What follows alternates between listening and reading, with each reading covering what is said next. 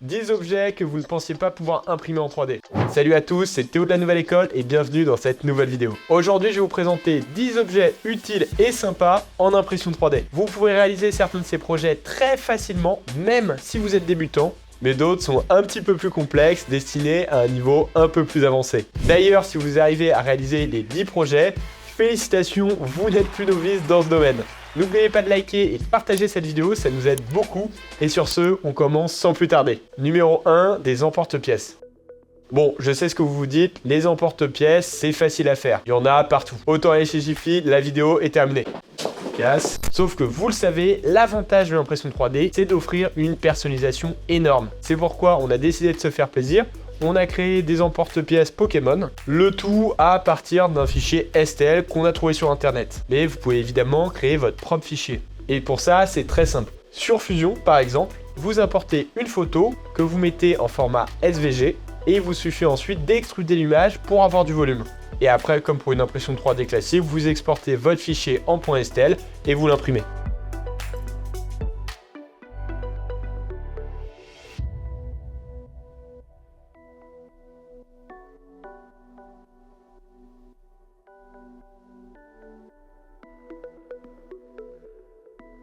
Petite mise en garde cependant, si vous comptez faire des emporte-pièces, il ne faut pas imprimer dans n'importe quelle matière. Moi, ce que je vous conseille, c'est d'imprimer avec du PETG. Le PETG, c'est une matière très proche du PET, qui est tout simplement le plastique des bouteilles d'eau, et qui est une matière qui ne va pas vous poser de problème en termes de santé. Si vous imprimez avec du PLA ou de l'ABS, ça peut être toxique. Bon, je vous laisse lancer vos impressions et aller à vos fourneaux. On passe à l'objet suivant. Numéro 2, des figurines multicouleurs. Bon, évidemment, un autre objet qui vient rapidement à l'esprit, c'est les figurines. Tous les jours, on a des tas d'élèves qui viennent justement suivre nos formations pour être en capacité de modéliser et d'imprimer leurs propres figurines. D'ailleurs, si vous souhaitez faire comme eux, n'hésitez pas à aller faire un tour sur notre site internet. On pourra sûrement vous donner un coup de main. De notre côté, on est parti sur un petit Pikachu multicouleur qu'on a tout simplement imprimé avec une A1 mini dotée d'un AMS avec lesquels on peut imprimer jusqu'à 4 couleurs.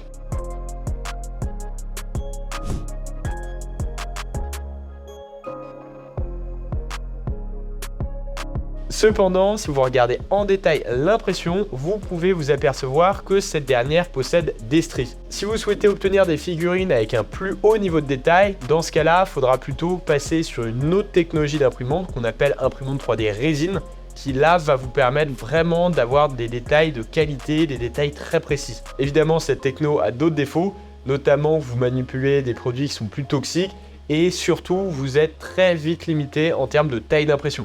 Donc si vous comptez imprimer de grosses figurines ou de gros bustes, là dans ce cas-là, l'impression 3D FDM fera l'affaire. Numéro 3, un support de casque.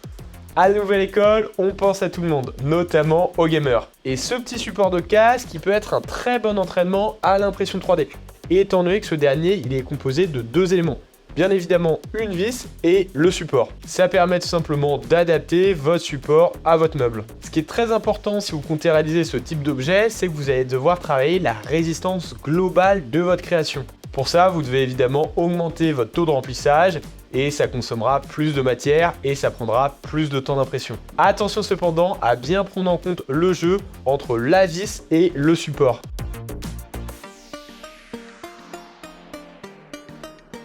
Numéro 4, un vase. Pour le vase, on est vraiment sur de la pure déco. L'utilisation de l'impression 3D est justement très répandue dans le domaine du design, car vous pouvez tout simplement customiser à volonté vos produits. Ce que je vous conseille si vous souhaitez faire pareil, c'est d'activer la fonction Vase Mode dans votre slicer. Ça permet tout simplement de garder uniquement les contours de votre objet. Et ça donne vraiment un rendu très satisfaisant. Et en fonction du diamètre de la buse, vous pouvez régler l'épaisseur de votre couche. Et avec ce vase, comme vous voyez, on a utilisé une bobine bicouleur pour avoir ce rendu. Numéro 5, un porte-clés mural. Ce petit porte-clés mural est super satisfaisant. Comme pour le support de casque, c'est important d'avoir une pièce solide. C'est pour ça que je vous invite à utiliser une matière d'impression comme l'ABS, bien augmenter le pourcentage de remplissage et mettre un remplissage en subdivision cubique. C'est tout simplement le remplissage qui vous permet d'avoir la meilleure résistance possible dans toutes les directions en termes de traction. De manière générale, l'impression 3D est vraiment très utile pour créer ce type d'objet du quotidien.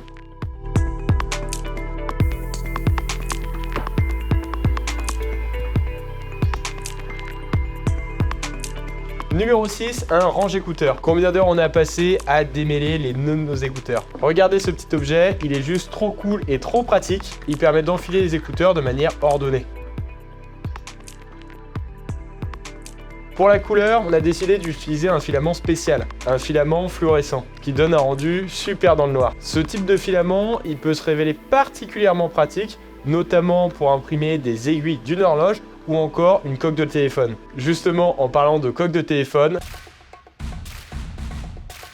imprimer sa coque de smartphone nous permet d'avoir plusieurs avantages, notamment une personnalisation vraiment poussée. Et on peut évidemment choisir la matière qu'on va utiliser pour l'impression.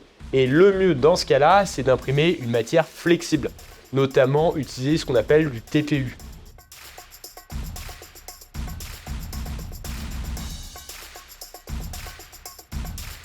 Numéro 8, un automate. Bon, j'avoue, le dragon automate, c'était pour mettre un peu de fantaisie dans notre liste. Mais malgré tout, la pièce est quand même très stylée avec son engrenage qu'on peut voir ici. Il s'agit tout simplement d'un print in place. En gros, c'est un objet qui est conçu pour être imprimé en une seule pièce, sans nécessiter pour autant un assemblage. Contrairement au modèle classique qui nécessite l'impression 3D de plusieurs pièces de manière séparée. Et le dragon ici peut être animé pour donner vie à vos impressions. Ça peut sembler difficile à faire pour un débutant, mais avec un peu d'entraînement, je vous assure que vous êtes capable de le faire. Numéro 9, un puzzle en 3D. Pour ceux qui aiment bien se casser la tête, on peut vous proposer ce puzzle, Link 3D. Ici, c'est un objet qui est très intéressant pour tous les printers qui ne disposent pas malheureusement d'imprimantes multicouleurs. Car au lieu de faire une seule impression avec plusieurs couleurs, on peut tout simplement imprimer de manière séparée des pièces qui ont des couleurs différentes pour ensuite les fusionner et obtenir une création en plusieurs couleurs. Ça vous permet également d'éviter les transferts de couleurs sur la même impression. Le seul souci ici, c'est que vous allez devoir vous armer de patience pour fabriquer ce puzzle, étant donné que si vous multipliez les impressions, ça prend davantage de temps. Et numéro 10, une lithophanie. Habituellement, ce procédé, il est réalisé en sculptant ou en gravant une fine feuille de porcelaine pour créer différentes épaisseurs, qui permet ainsi à la lumière de passer à travers. Et avec l'impression 3D, on facilite tout simplement le processus. Bon, ça commence à me faire mal aux yeux, je vais l'éteindre. L'avantage de ce type d'impression, c'est que ça permet vraiment de donner vie à vos images. Nous, on a choisi d'imprimer une lampe en forme de lune. D'ailleurs, le pied est aussi fait en impression 3D. Et c'est vrai que la lithophanie demande quand même une certaine technique. C'est pour ça d'ailleurs qu'on a mis cet objet à la fin. Pour faire pareil, il suffit d'importer une photo sur le site 3D P-Rock. C'est un site qui transforme simplement vos images en lithophanie. Et pour l'impression 3D, faut globalement faire attention à avoir une bonne finesse d'impression pour laisser passer la lumière sans pour autant fragiliser l'objet. Dites-moi en commentaire quelle aurait été votre liste et n'hésitez surtout pas à me donner des idées de projets, on pourra en faire une vidéo.